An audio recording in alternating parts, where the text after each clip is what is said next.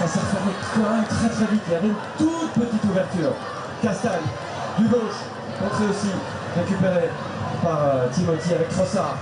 Le triangle, De Bruyne, Castagne.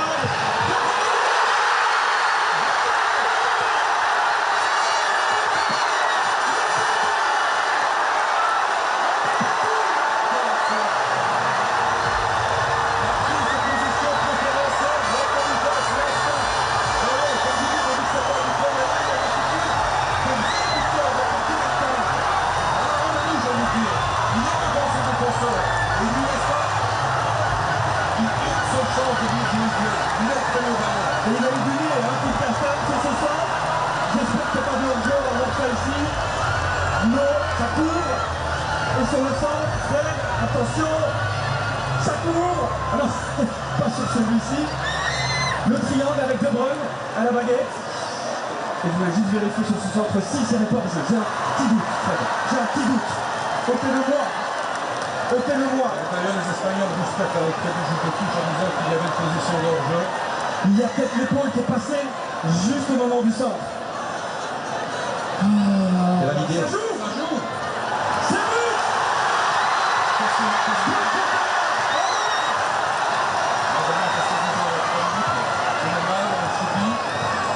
Je suis une action en foot, tout est possible quand c'est joué comme ça. Chapeau aux armes. Fred, si vous avez à la maison le double écran, hein, n'importe lequel, allez voir le but de Yann Colonna contre l'Espagne en 1986. Une tête plongeante des croisés. On avait ouvert le score, vous êtes revenu et là, c'est nous qui sommes là. Encore des Espagnols qui ont fait ça. Le premier but du tournoi. Fred, c'est déjà quelque part déjà un petit exploit. Ce qui est trois, c'est d'avoir cadré une fois, d'avoir marqué directement. Ça, c'est très très fort. Sur une action vraiment très très belle collectivement. Excusez-moi, mais c'est la réaction entre guillemets d'une grande petit peu, voilà. Même en étant pas trop bien, mais en pratiquement plus ballon, on sait faire mal. Et ça, c'est un grand changement avec cette Coupe du Monde. On a prouvé ici, à cette Coupe du Monde, qu'on pouvait gagner des matchs en jouant pas bien. Avant, c'était pas le cas. Et ça, c'est une grosse progression. Efficacité diabolique. Exact. Pour les gars, avec cette ici, Charles Pétard a 3 buts déjà à cette Coupe du Monde. Et du jaune. Et du jaune. Du jeu, pour tout parti.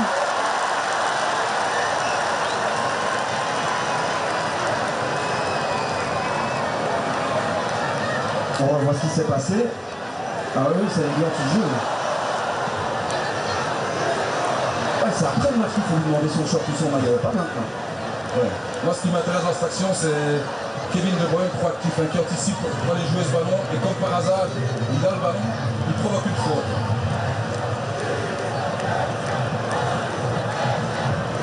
Toqueul qui vient chercher Trossard, de plus en plus disponible, là, je trouve, dans l'axe. Goal. Castagne, elle assiste donc sur ce but.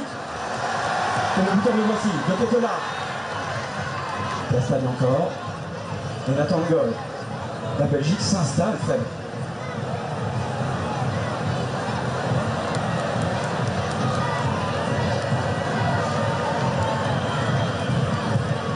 Castagne qui fait sauter ce ballon pour De Ketelaere et le ballon reste belle.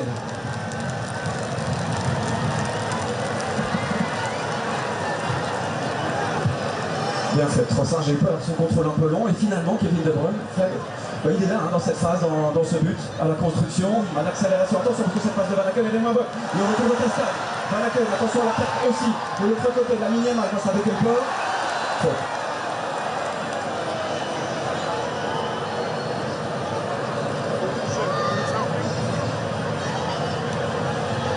On revoit ce but. Voilà pourquoi j'avais peur. La main ne compte pas, hein, le bras ne compte pas, l'épaule compte. Et ça passe tout juste pour la Belgique, qui doit encore tenir quand même quelques minutes avant la mi-temps. C'est un bon résultat vu le contenu de cette première mi-temps.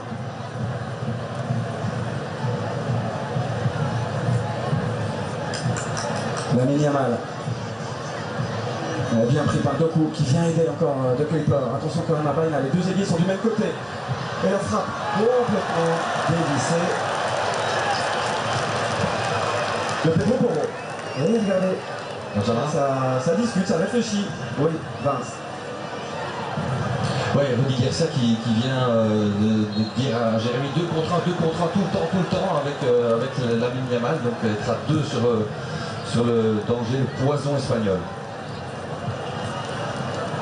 Ouais, il n'y a pas d'autre possibilité. 5 minutes de temps additionnel. Et donc, comme Yann Keulemans, c'est un Brugeois, hein, désormais à l'Atalanta, qui vient marquer contre l'Espagne en Coupe du Monde. Charles de Ketelaere qui devient le 3e Belge à marquer à ces hauteurs-là. Après, Yann Keulemans en 86 et Kevin De Bruyne en 2018 contre le Brésil. Le 2e but contre le Brésil, c'était un autobut. Et attention, ce contrôle de Dani Olmo, mais que dommage, dégage en corner. Un peu paniqué. Là, il a vu dans son dernier moment qu'il y avait un Espagnol, donc voilà, il s'est débarrassé du ballon, comme on dit, et au lieu que ce soit une rentrée en touche, ce sera un coup de poing.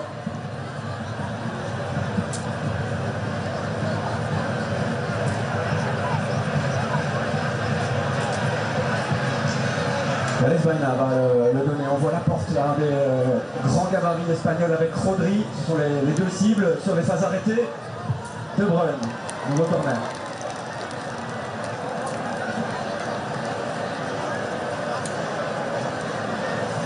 On y retourne. Au coin du terrain, dans notre grand rectangle. Ça passe. Cette fois, le 2e ballon. Attention au retrait. Fabien Ruiz. Contré par Jacques Elper et ça repart pour Charles de Ketelaere.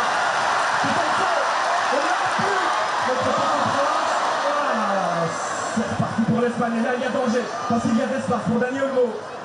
Baena. Baena qui rentre sur son pied droit. Appel de balle de Lamine Yamal. À l'arrêt, pour mieux endormir et piquer. Faire mal à l'adversaire. À 3 minutes du repos. On va laisser filer ce ballon tranquillement en coup de pied de but.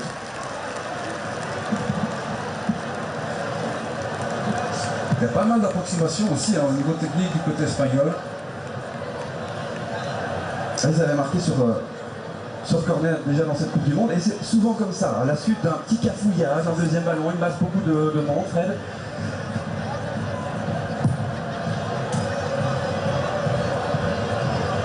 Deux coups, ouais, joli le contrôle. Il n'a pas pu enchaîner, gêné par Pedro Porro. Allez, il est habitué à ce genre de marquage, il doit absolument jouer des coudes. Olmo, Lamine Yamal. Alors ils se sont percutés là les Espagnols, ça peut faire mal. Oyarzabal et... Non, ils ne sifflent pas contre nous ici parce qu'ils se sont... Ouais, parce qu'ils sont touchés à la tête, donc l'arbitre ne prend pas de risque. Mais Oyarzabal réclame quand même une faute, il poussait avant, et c'est pour ça peut-être qu'il percute Olmo. Il a poussé, il y a eu, mais l'arbitre... il est anglais. Confirmation de son passeport. Pedri, à l'image. On l'a dit, il était titulaire lors des matchs précédents, mais cet homicide, la Puente a tellement de ressources au milieu de terrain. Et Fabien Ruiz a marqué, ça lui donne en partie raison. Le Carmen Lott habituel de Rudy Garcia juste avant la mi-temps pour préparer son petit briefing à la pause. Faut dire quoi, Fred, à la pause au Diable? Au niveau de la concentration, au niveau de l'implication, c'est très très bien. Qu'on est revenu au score, c'est très très bien. Et quand même dire à 2-3 joueurs qu'on peut attendre un petit peu plus de leur part. Hein. Vous voyez à qui je fais allusion et ça pourrait encore être encore mieux, voilà, tout simplement. Mais on a récupéré le ballon, on fait encore un 2e ballon. Je prends pour deux coups. Valentin attend au centre. Et 2 coups pour qui? Pour lui. Et encore pour lui, il faut valser les Espagnols.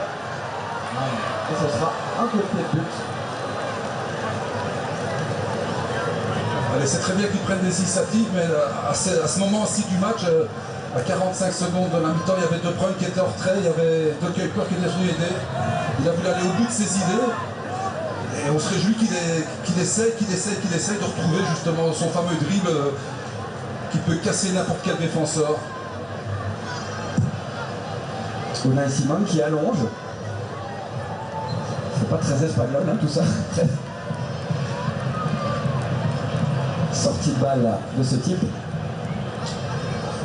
Et on va se diriger vers les vestiaires. On va pas nous rester là, hein, Fred. Vers ce score, avec ce score d'un but partout.